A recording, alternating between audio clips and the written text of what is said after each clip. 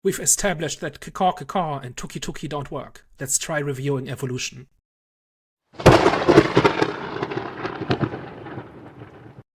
Hello everyone, welcome back. We are back, the Eye of the Storm podcast. So today we are here again and it's Monday, the regular series. If you're new, Daniel will explain what we will be reviewing or debating today.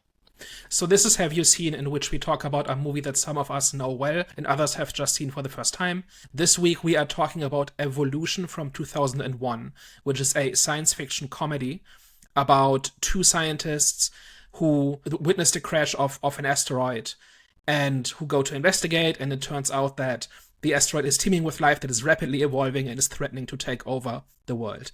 So I've seen Evolution on and off a bunch of times over the years. It is just a feel-good movie that is just a comfortable watch and that I've never regretted watching every time I've rewatched it. But I think you just saw it for the first time, right? So what was your takeaway? It's a film where it's very comedic, right? So, but it was this felt different from the others, as in like the humor in this one kind of felt natural and wasn't forced or exaggerated, like the other ones which I've seen. So yeah, this one I think overall it was a cool little watch. I definitely wouldn't call it a classic, but it was definitely something which I wouldn't go out of my way to watch it, but I wouldn't mind if it came on like TV. I don't think I would watch it in cinema though, but it was definitely cool. It was definitely cool. I think there was a couple of times where I chuckled. The storyline was pretty neat. Overall, I had a cool little experience. So one of the recurring themes in our conversations has been that movies have just forgotten how to be fun, right? There's always been a place for heavy, introspective, philosophical movies, but there's always also been on the other side of that spectrum. There's been the lighthearted fun where you can just enjoy yourself for 2 hours, right?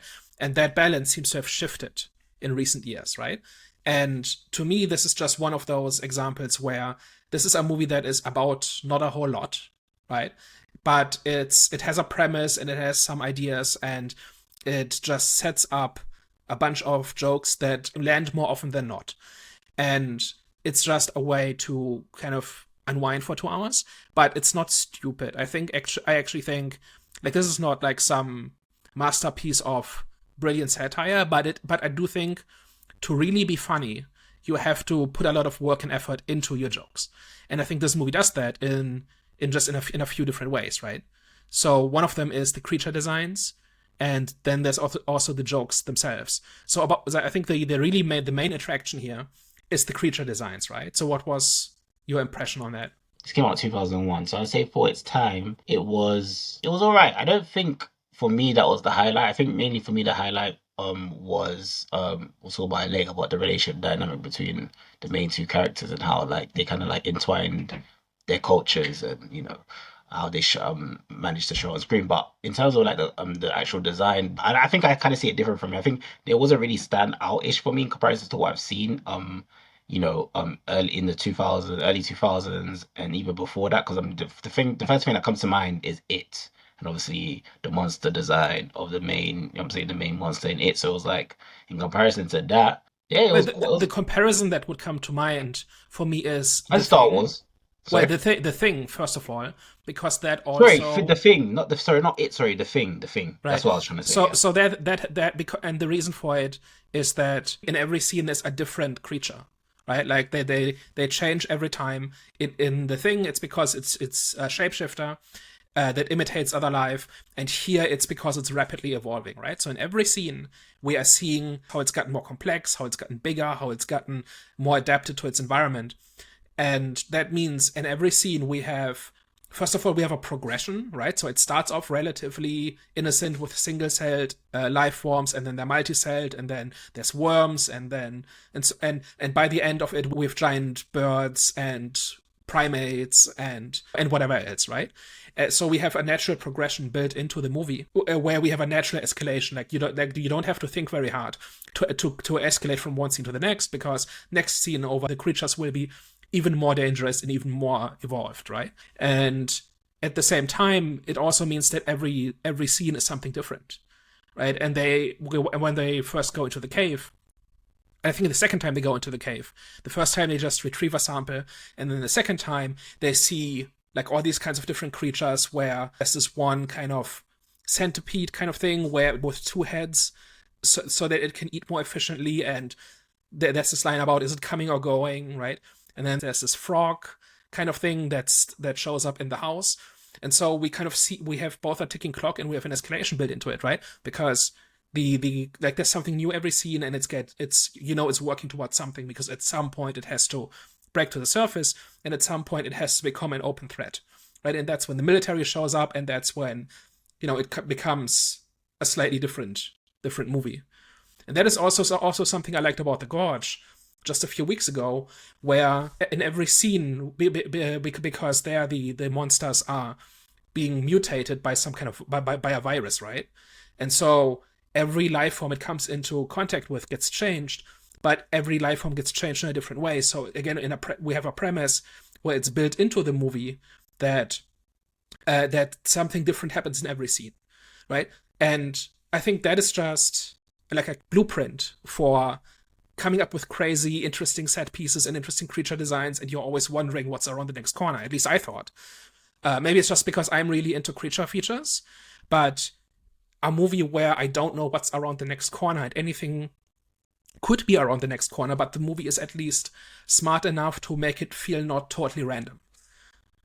Right? Like these, like here, the animals are not random. There's like a natural progression, and they kind of at least seem like more or less like related to each other. Like you can like they're not completely random all over the place, right?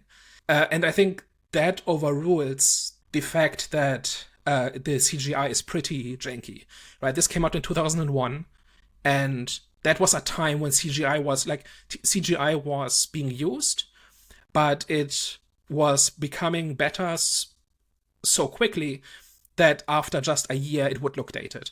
And looking back 24 years later, it definitely is dated, right? It's very clearly not there. It does not look all that great, and just from a pure quality standpoint. But because it's a setup for a fun action scene or a fun comedy scene, I'm totally on board with it. At least that's my takeaway. I don't even think the CGI looked too bad. I don't know. For me, because even when I said the Godzilla minus one CGI wasn't too bad, you and I have disagreed. So I don't I know. mean, For that me, doesn't look great by like 2024 standards, right? And that's because of its low budget, right? but to be fair, even the 2024 budget movies, with a big budget, the CGI isn't that great. Even in Marvel, there'll be times where the CGI doesn't look. It looks kind of off. I forgot what movie Yeah, it was. I don't know if it was Ant-Man or something. pretty I much don't know all which in the one. last 5 years have Yeah, not exactly. not had So amazing CGI. But yeah. there we know that it's because CGI artists are being rushed, right? And it's a Mm, budget issue. mm, CG could be doing much better. And I mm. think here they're still limited by their budget, right? Jurassic Park was I think 5 years before this. I think that was 96. So CG definitely was capable of more. I don't know what the budget for this was. So 80, I think. $80 million in 2001. Not the worst. But I think there's so many creatures they have to design I that. will actually give them the benefit of the doubt as well. Even though I didn't say it was standout-ish for me, I will definitely say it's definitely you can see the creativity in that, and you can tell that the And for designs. me, the creativity is the attraction. Mm, Like if a movie just goes in with good faith and shows me, look, here's a bunch of cool stuff we made, and we're holding it together with at least a competent plot, then mm, I can have a good time with that, mm, even if it's not the most amazing thing I've ever seen. If it's like, and that is, I think that is why again the Gorge made such a positive impression on me, is because they were trying, right? There was just a little bit of creativity in there, and they were having some fun with some of the designs. And same thing here. Like I think here it very much shows that that is what their energy went into. yeah. And the cool stuff that they made in this film, there was progression in that. So like it got bigger, even from the in terms of even like in terms of size and even like in terms of just like the aesthetic. And the fear factor as well. So like just all around it just got bigger and just kept on getting bigger. So that's definitely something that I will commend them for as well. But yeah, especially when it got to like the that I think was that the last creature or was it the oh no the The last creature was the like the last one blob is thing. the giant Blob. anus. Oh yeah. That where they Yeah. administer a shampoo enema to kill it. Yeah, that We'll was get to we'll get to the giant anus. Don't worry. But no, absolutely. And I think you were talking about the primates, like the yeah. monkeys. Like those are Were they monkeys? Well, there were supposed to be apes, yeah, like Oh, proto humans. Like if this had gone for another day, they would have become people, like resembling us. they borderline look like werewolves. Yeah, maybe, but like to me, like they had like kind of like a gorilla kind of look to them. But Mm. there were definitely like the idea definitely was that they were heading towards something that resembles us. And this movie has this idea that evolution is like a linear thing that has like steps to it, and it's just going through the steps really quickly, which of course is not how it works. But for the purposes of this movie, I think it does its job because it creates this ticking clock kind of thing where you know if you give this thing enough time, who knows where it will go, right? It's not just randomly flailing around, just and random stuff is happening. Like there's a direction to it. And before we move on to the characters and the humor, which I think is the second big part of this movie, I think the creativity of this and the creature detail, right? The amount of effort that went into making these creatures cool and fun, and that they don't just show up, they don't just walk around like in the background once and then they're gone. They actually have an impact, right? Like these frogs, these frog dogs kind of things that attack these suburban housewives. Those are big enough to actually be a threat, right? And then we've got the birds. Now that they can fly, we've escalated again. And then the primates are heading towards something intelligent, something like us, right? And who knows what that will look like, right? And then we've got first aquatic animals, and then amphibious, and then air breathers. And we know that once they can breathe the air, they can escape the cave system, and then it's all over, right? So I think like that kind of highlights one of the main complaints I've had about so many movies in the past year, where I said I just do not care. Like you're just putting just stuff on screen. Like one of my big nemesis last year was don't worry, I'm not mentioning Madam Web this time. I'm actually mentioning Godzilla X Kong, because on paper Godzilla X Kong should have been amazing, right? Giant gorilla fighting Godzilla in the Hollow Earth, and there's all these pseudoscience stuff going around, and you could do so much with it, right? And these lost civilizations that live there, but there's just zero creativity in that movie, and for that reason, I completely bounced off it. Like there was like a handful of halfway decent creature designs, but they very rarely did anything with it, and it didn't impact the plot at all. It was just like interchangeable. Another one last year was Ghostbusters: Frozen Empire, Yeah, that one's where the terrible. go that like how can you make a Ghostbusters movie and not do some cool stuff with the ghosts, Mm. right? Like it's just complete disappointment. And what all of these, and there's other like on the horror front, we had things like Imaginary, and a few others. And for me, the through line with all of these is that they're just lacking creativity. Like nobody sat down and said, okay, let's have some fun with this. Let's make some cool monsters. Let's think about what we established and like what could happen because of this, and what funny situations, or if we're talking about horror, what terrifying situations could come because of this. They're all kind of just lackluster, right? They all kind of just expect to coast on the premise and on the promise of something more interesting. And then a movie like this comes along, and it doesn't take very long for the creatures to show up. And after that, in every other scene, we have an escalation, right?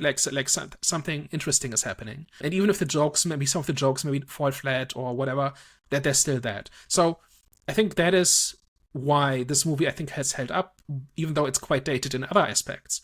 But it's just like entertain me for 2 hours and show me that you've put in some work, and that you have some cool ideas to share with me. And then I can forgive a lot like dated CGI or dated humor or whatever. I don't know. That's just one of my big bugbears about movies these days. That everything is such an assembly line that there's very rarely something where I say, oh, that's cool. And then if something does come along where I say, oh, that's cool, like it kind of stands out. Like The Gorge is it's not a great movie, but it's good, or it's showing that some thought and creativity went into parts of it, and that already elevates it above a lot of the other movies.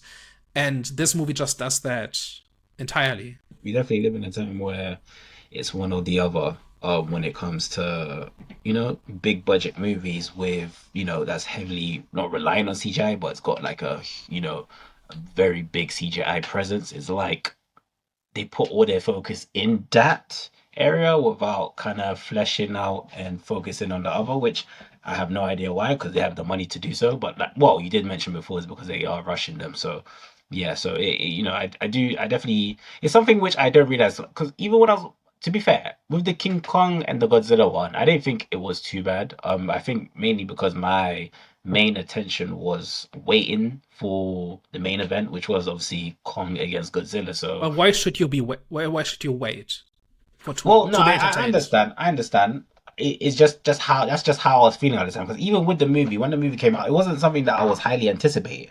However, the characters themselves, like heavyweight against heavyweight, it's like same with Superman and Batman. Like with those two movies, I wasn't really I didn't think it was going to be a film where it was going to have a great storyline. However, I did think that the showdown is gonna be something worth waiting for, and I do agree. It has to like you should want kind of like everything, as in like you should want a good story as well as a great showdown. But and I think I would have that expectation for a film that I'm really looking forward to. However, Godzilla and Kong, that wasn't really a film I was looking forward to. I was just looking forward to the showdown and how that was gonna look like. And with Superman and Batman, it's not that I wasn't looking forward to it. However, I knew it wasn't going to live up to the expectation of two major big cat like superheroes going against each other.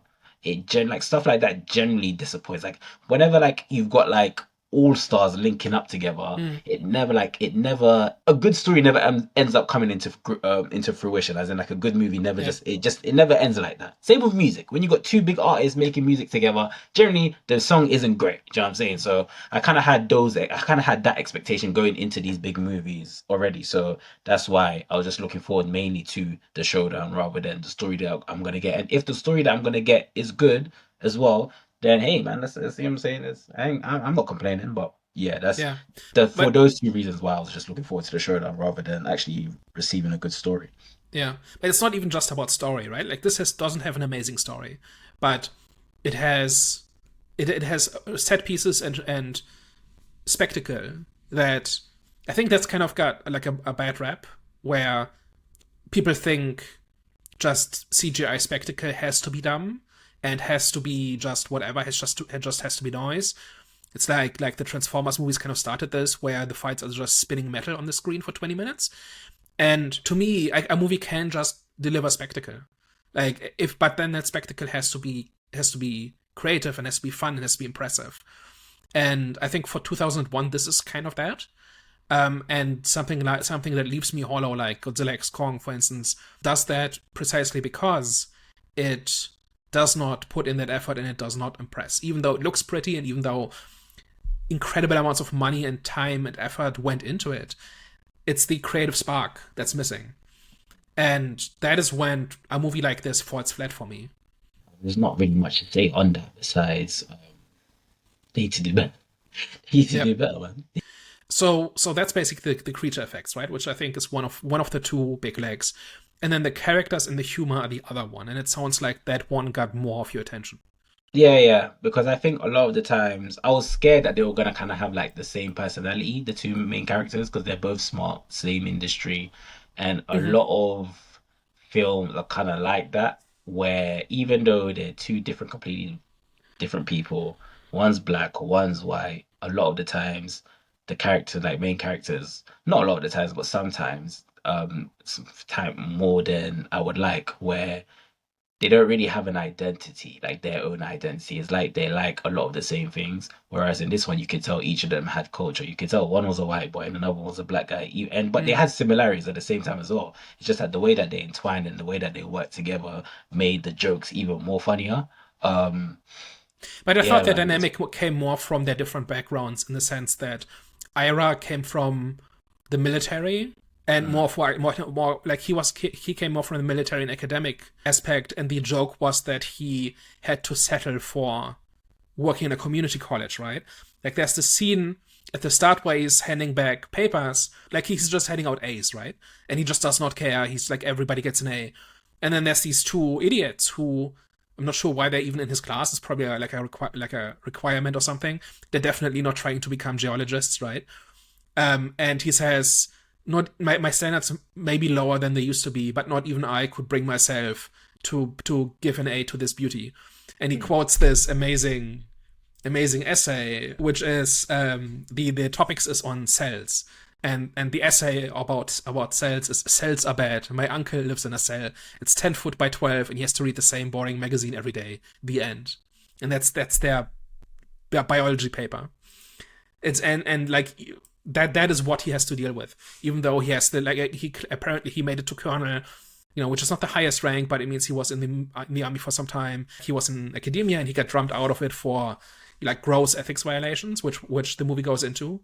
And then the other guy is Harry, who seems to be just a little bit of a screw up, right? Like he should be at a community college, but he's kind of checked out and has stopped trying to be more ambitious, right? And then the third one is like a CDC. What's her title? Like she's fairly senior in the CDC, but like she's very clumsy, and like she's a little bit of a screw up, right? But she's a competent researcher who's made it fairly far in the CDC, and those three together have to save the world.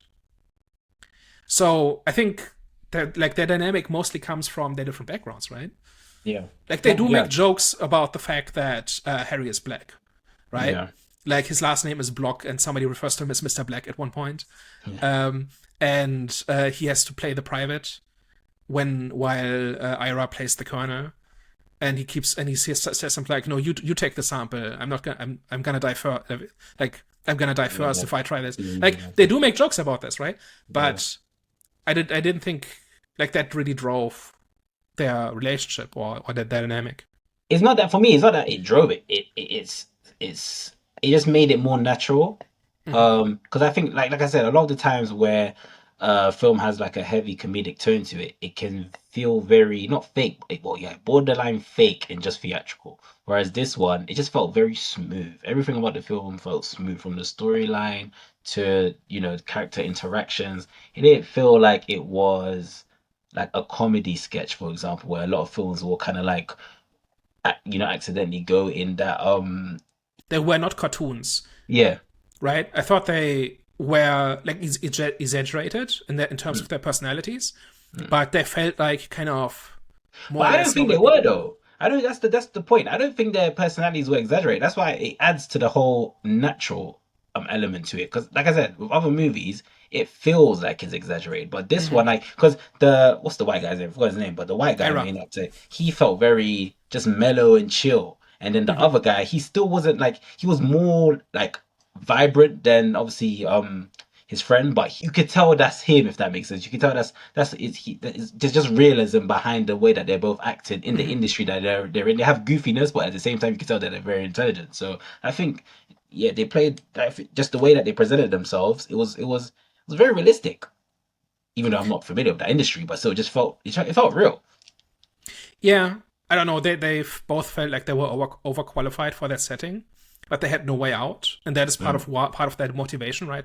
That if they are the ones to like break this big discovery, that will enable them to move on to better things, right? So I think their basic dynamic and their basic motivation, I think, works quite well for this, where they have these technical skills that are needed for the plot, but putting it at a community college also makes them underdogs, so that when the military shows up, we have somebody to root for, even though they're both like not the most senior, but they're like fairly experienced teachers at least, and Ira is more of a scientist. That is really what a lot of the dynamic plays on, so that they have to kind of, it's kind of a little bit like a scavenger hunt, right? Where they go from one step to the next, and they kind of make jokes in between.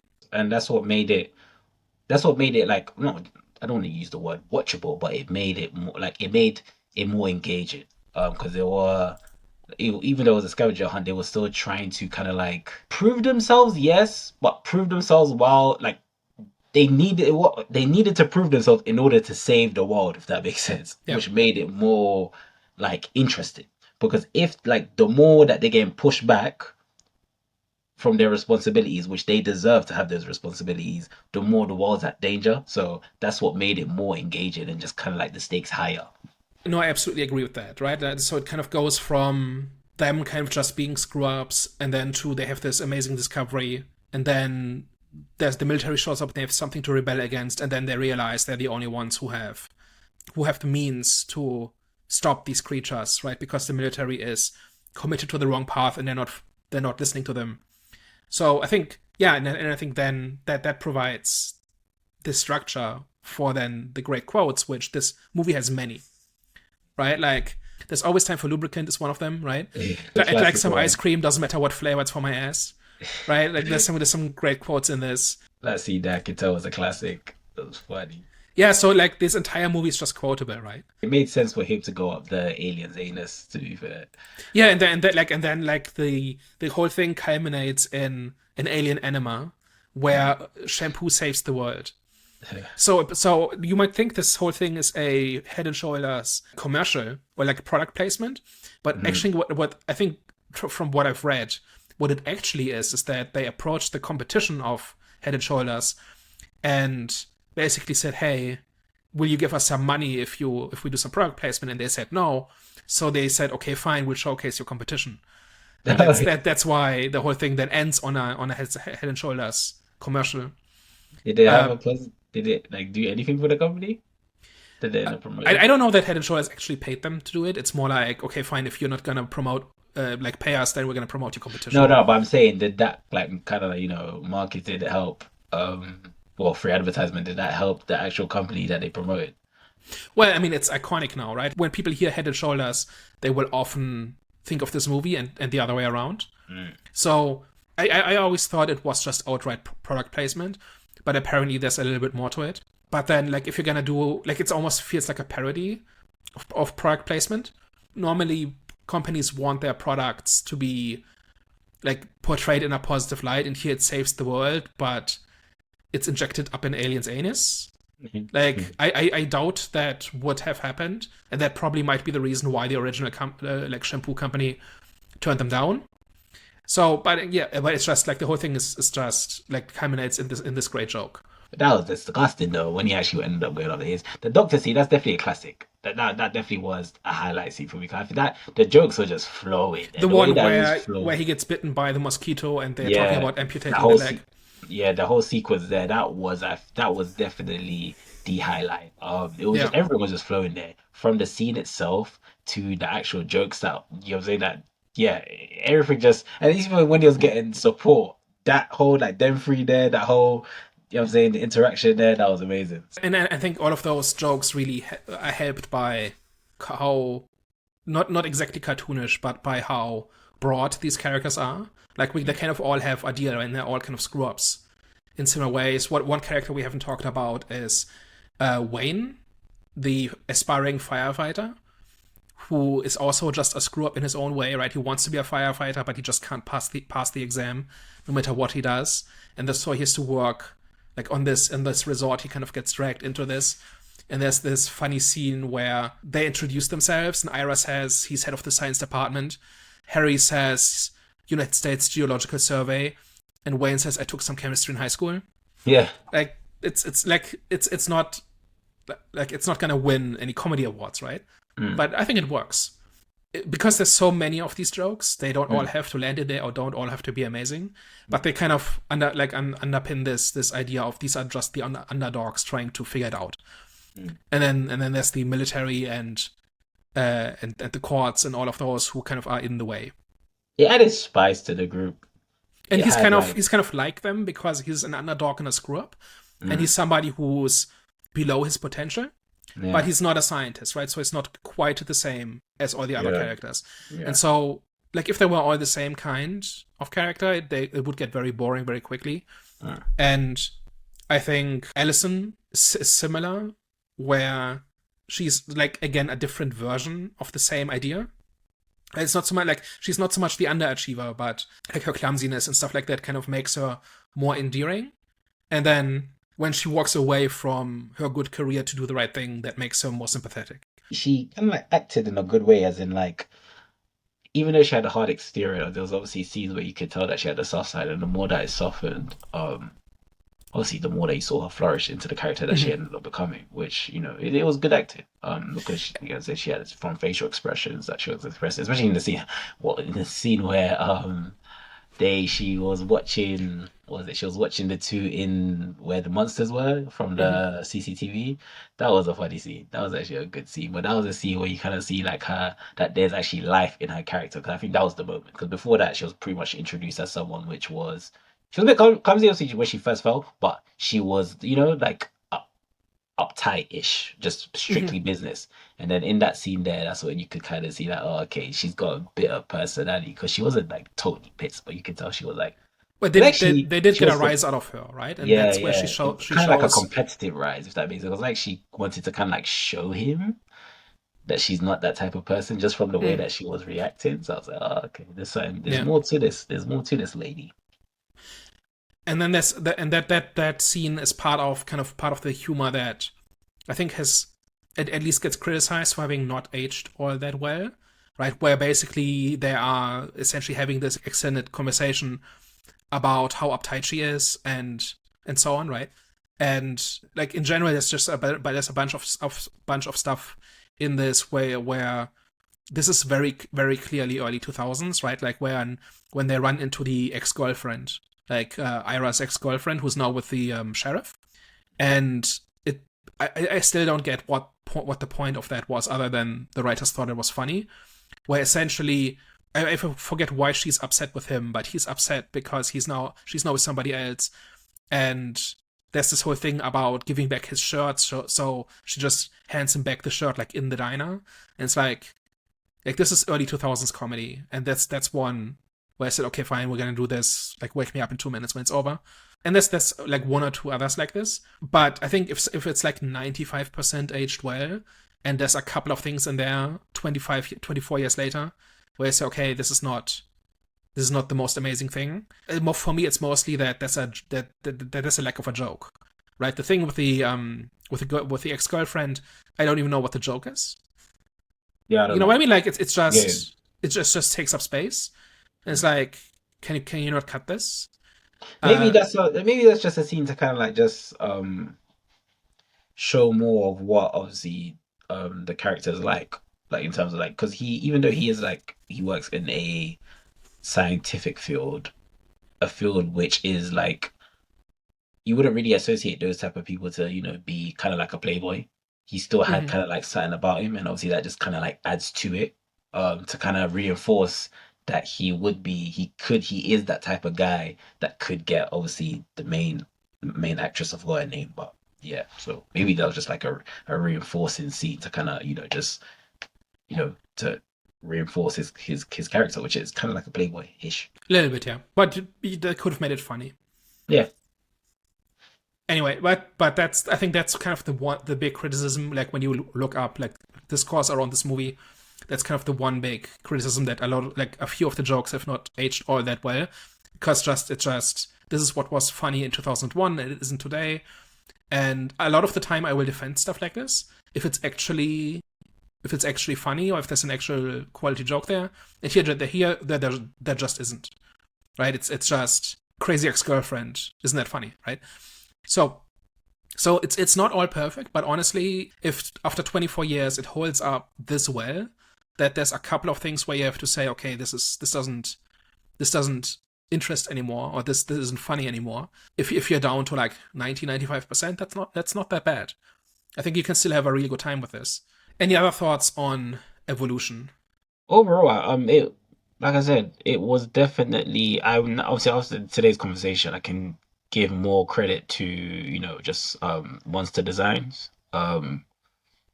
Like at face value, first time watching it, and like I said, I thought it was cool, but it just wasn't like a highlight for me. But obviously, after speaking, it's like okay, you do you not kind of you do see the progression, and you do see the difference of monsters in here in this film in comparison to like any other film. There's definitely you can see the creative, you can see that there's passion behind obviously the monsters in terms of like the creativity behind it. So I definitely will give that credit. Like I said, all in all, I definitely enjoyed character interactions in this one. Which is I wouldn't say it's rare to say, but I haven't said it in I wouldn't say quite a long time. I haven't said it as often as you would think in terms of like the newer films. So with this one, I definitely do give it a an applaud into regarding that, because it was definitely engaging just watching them, and it flowed so good in terms of it flowed very well, and it made sense. It made sense, and just how different personalities came as one and how it worked, even though they were so different. So yeah, I think overall I had a like I said, I still had I had a cool means good for me guys in case you don't know, but I had a good experience. Let me say good experience. I had a good experience watching this. I would recommend it. If it was in cinema, I don't know if I'd recommend it because these type of movies aren't really my type of movies, but I am getting into it. I think ever since we started this podcast, I have been watching more of these type of films. When I say these type of films, I mean like films with like a heavy comedic tone to it. But yeah, but I would definitely recommend it if it's like on TV or maybe even on streaming. But I'm just thinking if it was 2001 and it came on cinema, would I recommend it in that, you know, aspect? But yeah, all in all, good movie, good time. Yeah, so I mean, now we're looking at this, look back at this 24 years later, right? But this came out in June 2001, and just a few examples of what came out in June 2001: Tomb Raider, Artificial Intelligence, Swordfish, Fast and the Furious. I guess it's the first one. The Disney Atlantis movie, right? So this, and there's a whole bunch of others. So my point here is, this movie came up against a bunch of fairly stiff competition. And I think at the time it did not make a whole bunch of money, right? So this made 98 million against an $80 million budget, so a failure. And I don't think you can play the game of what if this came out today, because this is so driven by the special effects that it would simply not be the same movie if you did it today, right? But I think if you made a movie like this today, I think it would actually, like with the same kinds of humor and, you know, the structure and the creature effects, just with 2025 technology applied, I think it would kind of clean up, because it would be it would be like just something fun to watch, and something to spark your imagination, and something to get you like walk out of the movie like having felt good. So I think it really holds up in that sense. I think all you have to do is kind of excuse the fact that these are 24-year-old special effects, right? And if you can live with that, then I think that's a good. The movie is a good time. Yeah. And I think that's like, I'm really hesitant to call this a good movie, right? This is not an art piece. This is not a genius piece of filmmaking. This is just a fun ride. But I think for what it is, and I don't normally like that phrase "for what it is" because that's kind of like damning with faint praise, right? But considering what it wants to do, it really achieves that, I think, and that goes a long way for a movie, I think. All right, should we wrap it up? All right, guys, thank you very much for tuning into today's episode. If you liked what you watched, please share, subscribe, and don't forget to leave a comment. Let us know what you thought of Evolution, and let us know what you disagreed with and agreed with in today's podcast review, whatever you want to call it. So if you liked this video, tell a friend, and if you hated this video, tell an enemy. You heard it here first, guys. The Eye of the Storm podcast. We'll catch you next week. Au revoir. Bye bye.